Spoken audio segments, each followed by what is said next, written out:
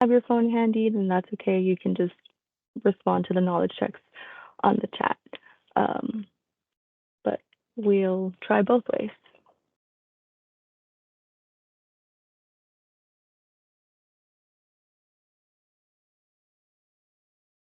One second.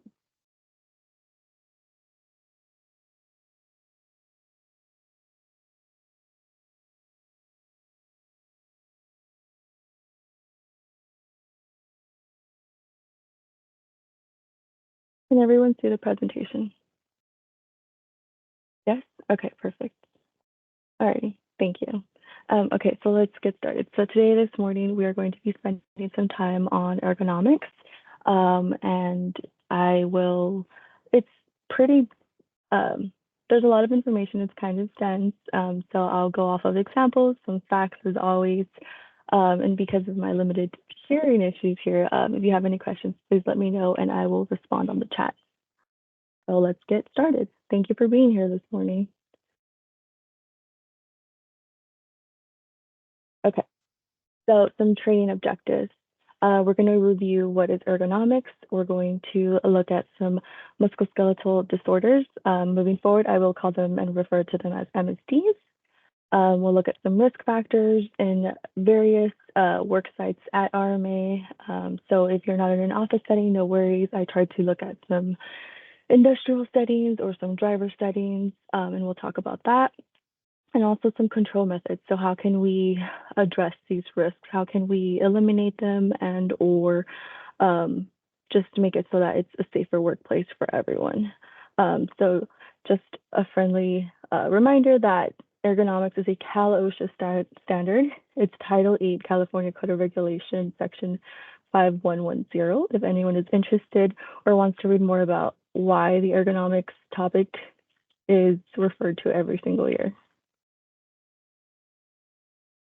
Okay, so here is my first QR code for you. If you have your phone, go ahead and pull it out. Just scan the QR code on the left-hand side. And essentially, it's a question. What is ergonomics? And this is just kind of to gauge where we're at, what you know, and then I will review the correct answer.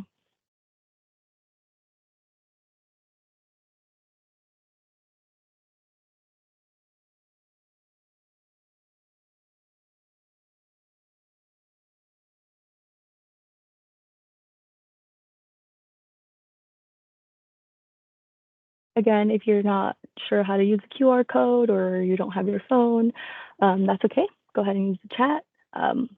But whatever works best, just please respond. Okay, so we'll take another 30 seconds and then I will review the answer.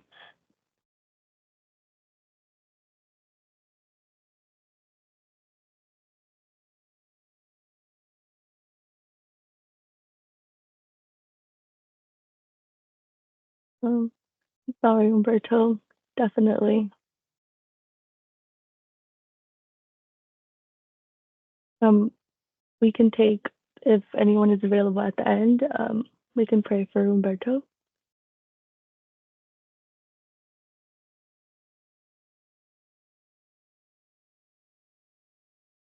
Or do we have any volunteers right now? I can pray right now. No? Thank you, Clayton. Yeah. God in heaven, we just want to stop as a team and we want to pray just for Umberto's whole family. God, we have no idea the pain that Umberto's niece is feeling right now, the grief of this loss, this tragic loss of her daughter.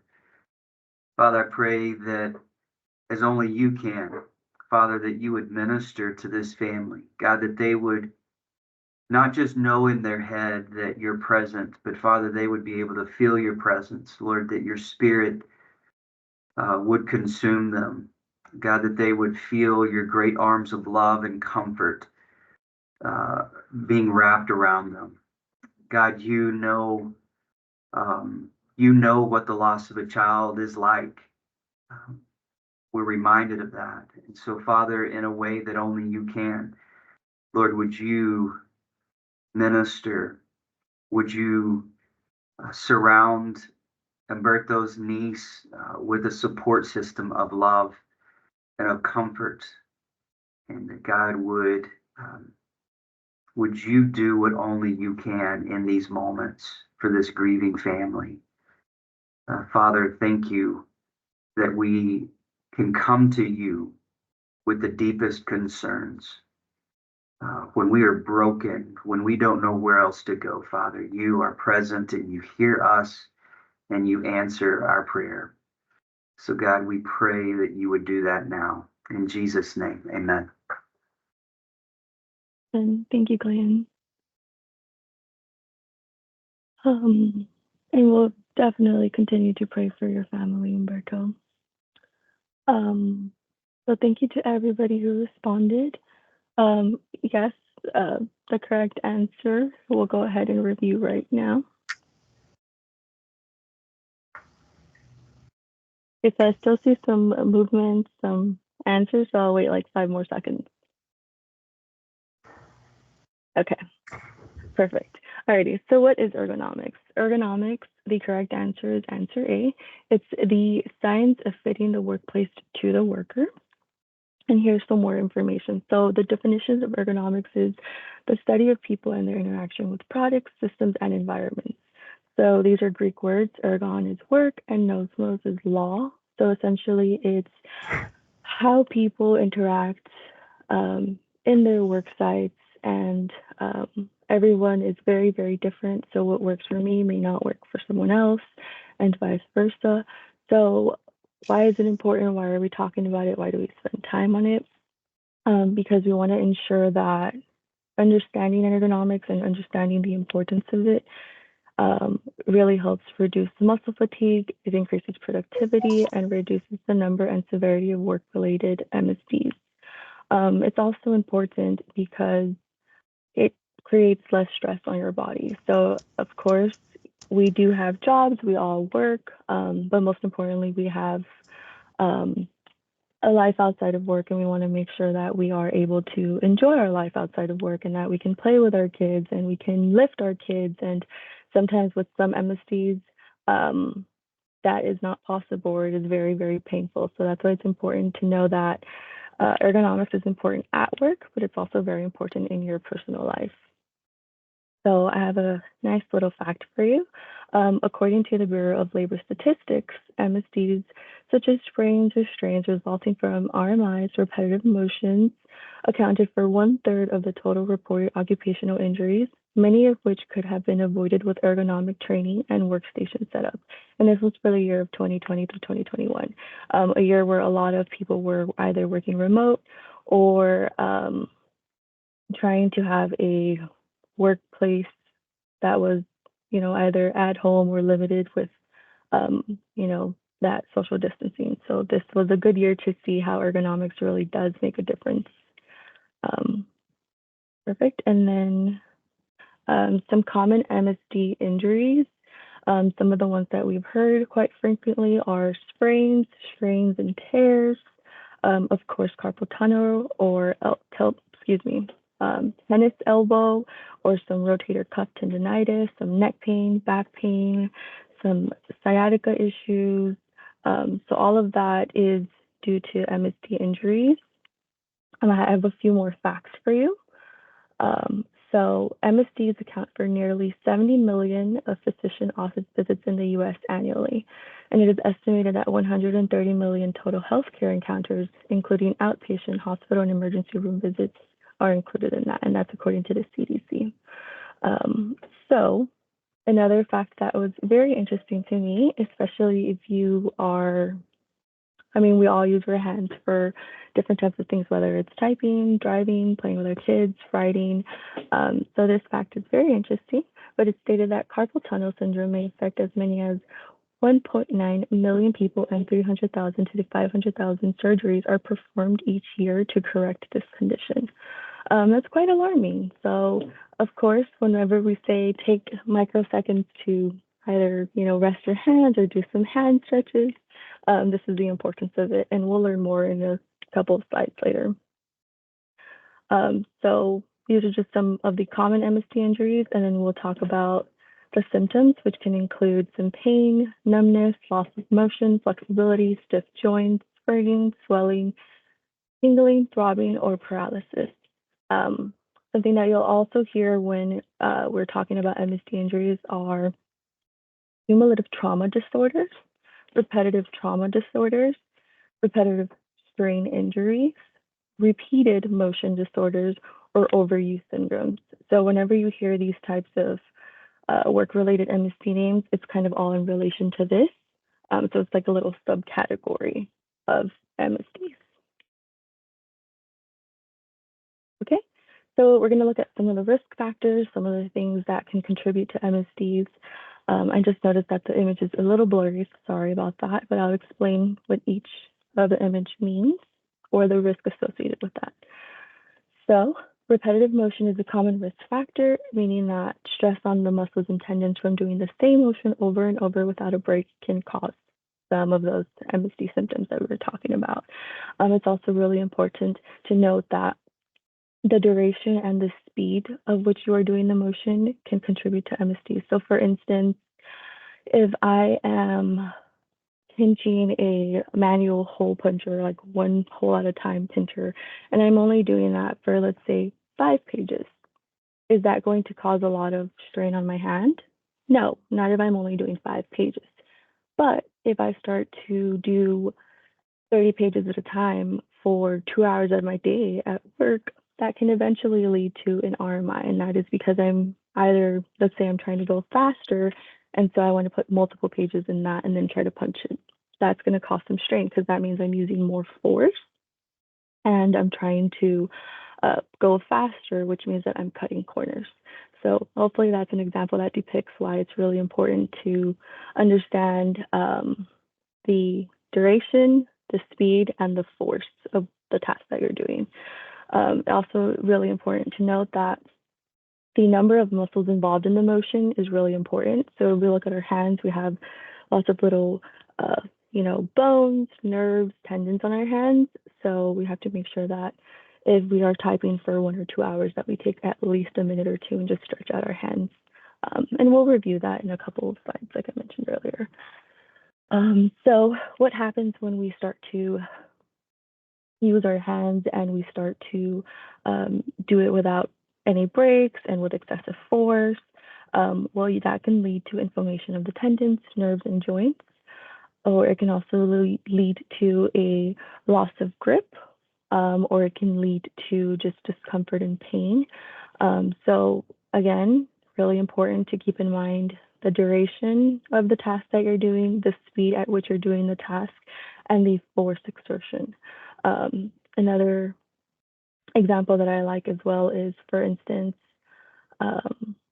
let's say I'll point out Ken, but let's say you're doing construction and let's say you're using pliers and you're trying to get a nail out of the wall or something. If you're doing only once, maybe twice, that's okay. And you will have to use a little bit of force. But if you're doing that multiple times aside, rather than using the tool that should be used to remove nails, that can lead to strain, that can lead to discomfort. So that's just another little example. Another thing that is a risk factor is awkward postures, whether that is how you're sitting, how you're reaching, how you're bending. We'll talk a little bit about static or sustained postures. And essentially, one of the most common examples of an awkward posture is for the office workers.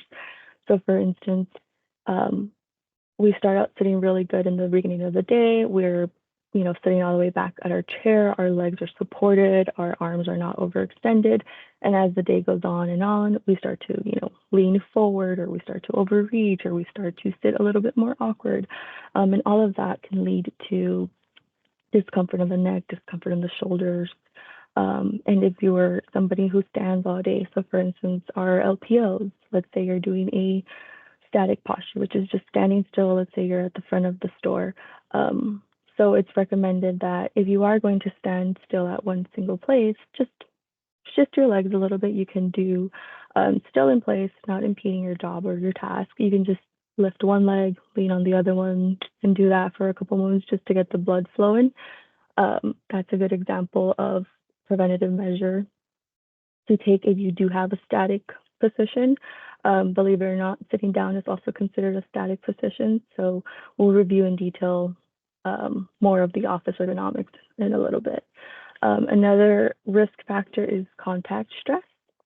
So contact stress is the continuous contact or rubbing between hard or sharp objects and surfaces on sensitive areas. So for instance, if you can see on the this little image, I know it's a little blurry, but the lady who has her hand and the wrist is on something that looks like maybe a file cabinet. So that's a contact stress. So she has something very hard on her wrist where there's a lot of nerves, and if she were to have that or hold that position for a long time, that can cause a lot of discomfort.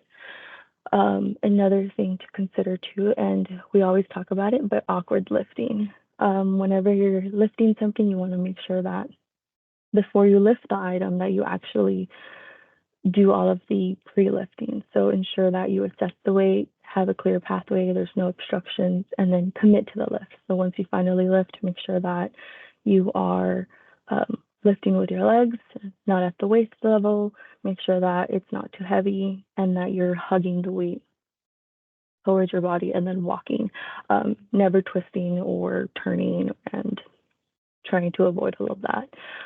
Something we also talk about that's a very big risk factor is pushing versus pulling. And this can be either in the office setting or in production. And as always, reminder that pushing is safer and reduces the risk of injury. Whenever you're pulling, it creates a greater risk of strain and injury because your arm is often extended back and your shoulder is kind of pushed forward, which means you're putting a lot of strain on your rotator cuff. And not only that, but whenever you're pulling, you typically have to turn your body to look at the load and you're not looking at where you're going. So that can injure somebody else as well. And it can also pose as any feet or ankle injury when you're pulling because you're trying to go faster than you are needing to go, overexerting yourself essentially. Okay. Has anyone heard of the hierarchy of controls? No? Okay. Ooh, interesting. Alrighty. So in the world of safety, the hierarchy of controls is something that is looked at, and it is essentially control methods to eliminate hazards in the workplace. So I'll kind of review what it is, what each little category is. Um, and I can even give some examples of the ones that we have in place, if that kind of helps to conceptualize the idea. But essentially, whenever we're talking about control methods or engineering controls or administrative controls, this is what we're referring to, this little chart right here. As you can see here, it kind of gives us a grading of most effective to least effective. So I'll go into it right now. So number one is elimination. This is the most desirable. It's the physical removal of the hazard in this is the most effective hazard control. This is great. This is the ideal world. But sometimes that's not always possible, or sometimes it's not, maybe the business's operations do not allow that, or maybe there's just an associated risk with the operation and you cannot eliminate it without damaging the operation. So that would be an example. You also have substitution, which is the second most effective hazard control, and it is replacing something that produces a lesser hazard. So again, you're not fully eliminating the hazard, but you're giving something that has less of a hazard. I will think of an example in a couple of minutes. For number three, it's engineering control. So these are physical modifications of jobs, workstations, tools, equipment, or processes. So this is when we're looking at number three, we're looking at, for instance, ergonomic keyboards or automatic staplers or little carts, things like that, or dollies or electrical pallet jacks. These are engineering controls. Administrative controls are job rotations, rest and recovery, redesigning methods, or employee education. So what we're doing right now is an administrative control. We're educating you on ergonomics, on the importance of ergonomics, signs and symptoms of MSDs, and eventually we'll get to a call to action for you. Number five is PPE. So this can be, again, your personal protective equipment, so either knee pads, anti-vibration gloves, anti-fatigue mats, masks, etc. It just depends on the task. So we'll go into, well, I should say, any questions on hierarchy of controls. I know that's a lot, and it's kind of just a glance at it, I should say. But training, so again, we'll just go a little bullet point by bullet point. Training is really important. It enhances the ability to recognize work-related ergonomic risk factors. It allows the employees to understand why it's important, and again, what the expectations are as an RMA employee. It's also important because if you know these signs and symptoms, that means that you can either, report it immediately for yourself or tell your supervisor manager about maybe some signs and symptoms you're seeing in somebody else, et cetera, et cetera. Also for your personal life as well. Let's say you're going to bed every day and you're feeling fine, but then you're waking up with a painful back. Maybe you're starting to understand, hey, I don't know why my back hurts, but only when I go to bed. And then you start to think, oh, well, maybe it's my mattress, or maybe it's the way I'm sleeping, or maybe it's I'm twisting, or I'm a stomach sleeper, et cetera, et cetera. So it helps give awareness to your personal life as well, which is really important. So some other essential elements are understanding, or I should say, excuse me, some risk identification is you can do this by surveillance. So for instance, who here is familiar with the OSHA 300 logs, or at least knows what that is? Kind of, maybe? Okay, well, the OSHA 300 logs are essentially where you can see the injuries that the company had. You can see the type of injury, the days away from work, things like that. So that's a passive way of surveilling your risk identification. So you can see what essentially can contribute to, RMIs or MSDs. An active way of looking at risk identification is, again, your job hazard analysis, your workplace inspections, worksite evaluations, and employee observations. So these are all great ways to really identify a risk and see how the worksite is working for the employee. And then something else that's really, really important is safety suggestions and feedback. Again, it is encouraged for all employees to suggest anything that may work. So for instance, suggesting anti-fatigue mats or suggesting little foam pads for a stapler. So those are just some examples. So yeah, these are control methods and some of the practices that we have at RMA. Here we'll go and talk about industrial ergonomics. So as we mentioned, industrial ergonomics can be a variety of, I should say, different types of works or different types of industries. So for instance, manual material handling, animal care and handling, shipping and receiving, or even food service and preparation. So here, again, we'll talk about push and pull very quickly, which essentially, like I stated earlier, pushing is safer and reduces the risk of injury, and safe lifting, which we've always talked about, but here's a little diagram of how to lift safely. Again, I will emphasize that you want to have a clear pathway. You want to make sure that it is not too heavy. If it's too heavy, ask for a partner lift. You want to make sure that if you're lifting two boxes, that it's not obstructing your view and that the heaviest one is on the bottom closest to your body. You want to make sure that if you are lifting, that it's not for a long distance. So maybe something that you can manage and something that's not causing you to overexert your back. If you have the opportunity, use a mechanical tool, so either an electric pallet jack, a cart, a dolly, or or a partner. And then something that we have in practice at RMA as well is job rotations. So this is really great for ergonomics because it reduces the amount of manual handling by preventing sprains and strains and providing a change in activity, which is great. So I just wanted to give a overview of industrial ergonomics here. And then we'll look at the office ergonomics, which pertains to a lot of us. So again, I know we're kind of short on time, so I'll go a little bit quicker. but some things to look at are head positioning. You want to make sure that you have a neutral posture, that your head is aligned with your, or excuse me, that your ears are aligned with your shoulders, and that your nose is pointed straight towards your monitor. If your nose is pointed downward, that means that you need to raise your monitor screen. You want to make sure that you are not moving or tilting your neck, but rather that your eyes are completely in front of your monitor. If not, at the end of the day, you will have a little discomfort in your neck from having a weird angle trying to view your screen. For your chair, you want to make sure that you have an adjustable chair height. Make sure that you are able to move the chair height according to your height, and that most importantly, you have supported feet. So whether that is your feet completely on the ground or that you have a footrest. Again, that goes into adequate low back support. You want to make sure that most chairs have a little S curvature, which we've spoken about in the past. So we want to make sure that that little S curvature is right in our lower back supporting us. You want to make sure that the width is appropriate, that it is comfortable for you, that the arms are not pinching you, and that you can sit in it without having to readjust every 5 seconds or every 5 minutes.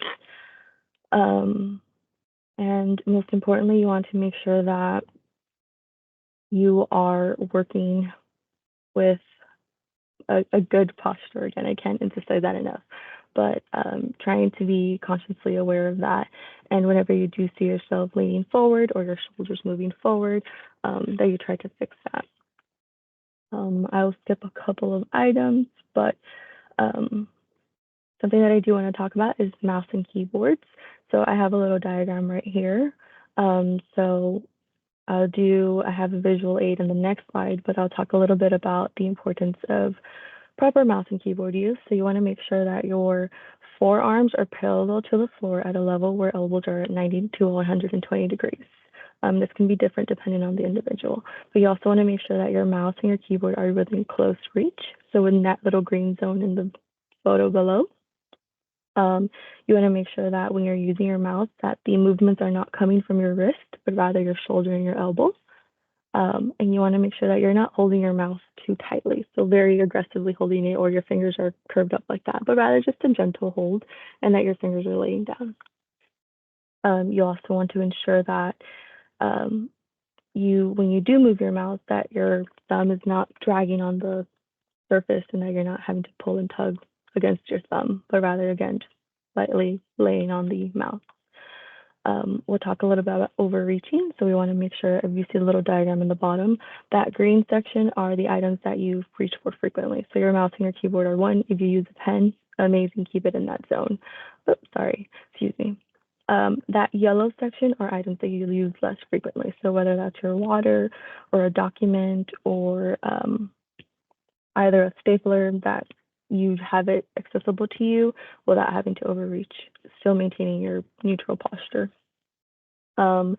Again, that red zone are items that you do not use. So for instance, a document holder or maybe a Post-it that you don't use that often, just depends. Make sure to tailor your work site to your needs and to your tasks. Again, it's really important to take breaks, short breaks. So for instance, get up and go to the printer, get some water, or throw away an item in the trash can. It's recommended that you move at least every 2 to 3 minutes, and that can be an easy going to the restroom, getting up, stretching your arms, something really quick. It's also important to remember the 20-20 rule. Has anyone heard of this before? No? Okay, so this is the every 20 minutes, look at least 20 feet to the distance for at least 20 seconds, and then close your eyes. Yes, that is the 20-20 rule, and that just keeps your eyes from being strained and or tired at the end of the day. Okay, so these are just some visuals. We don't have too much time to go into it, but these are on the left-hand side some postures to avoid when sitting in your chair. Right here on the left side of the photo where the little arrow is, I think you can see my cursor. This is contact stress. This is an example of contact stress. So if you are going to use a wrist pad or a support, make sure that it's on your palms and not on your wrist. And that is just so that you avoid pinching the nerves on right here on your hand, and so that they don't get fatigued and tired. Okay. I know that we're running very short on time, but if we want to take a minute or two and go ahead and answer one of the questions is fine. You can pick and choose. Let's go with number one, actually. We'll answer number one and then we'll skip number two and I'll send it in the email. So go ahead and answer number one, which is which of the following is not a common risk factor for MSD disorders?